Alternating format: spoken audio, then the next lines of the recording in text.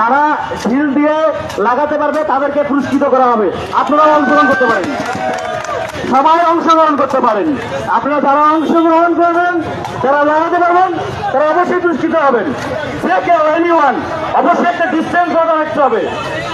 আমরা আপনাদেরকে জুতা দিব, আপনি ঢিল মারবেন।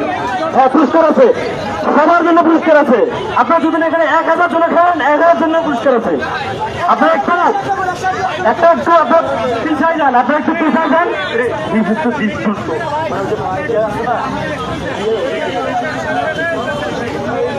সবাই একটু গুরুত্ব মেনে ভাই, আমার দায়িত্ব নাকি?